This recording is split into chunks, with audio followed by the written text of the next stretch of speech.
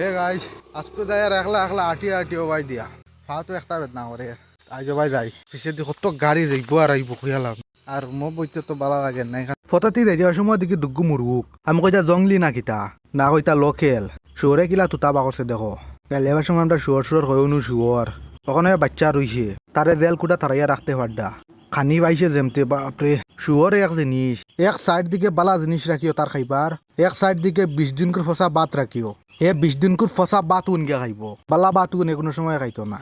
ই জায়গাত গেলে গাইস অত মজা লাগে যে নি জায়গাত একবার তোমরা ভালো ঘুরিয়া যাও শিফলং বস্তি বেলখাত্রির নিচে এই জায়গাটা বেশি দিন দিলা রইতো না কারণ এই সাইডে রাস্তা কাটা হয়ে যাব কত সুন্দর ভিউ যেন গাইস কিতা হইতাম এই জায়গা তাইলে আলাদা একটা গাইস সুকুন মনের ভিতরে লাগে পিছে দেখলানি এক ফ্যামিলি ইনো তাকইন তারা ফল লাইনের মানে গবিনলর কাজ করে আজ মানে কমসে কম 3-4 মাস থেকে তারা ওখানেও তাকইন আগে আসলা নিচে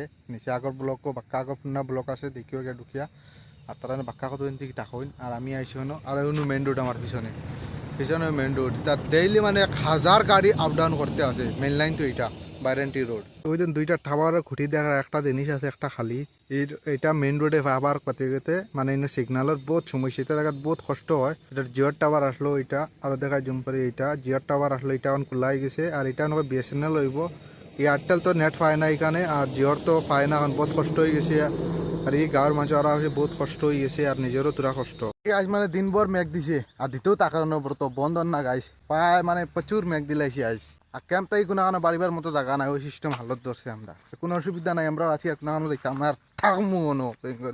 মেঘটা তো মেঘ কমান আর গরম শালা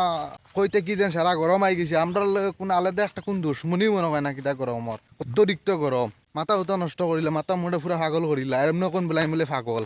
একসাথে খালি বকতে থাকি ভাই ক্যামেরাতে আছে বকাতো লাগবো বকা না ছাড়া তার কোনো কিছু করার নাই আমরা বকাতো লাগবো বকার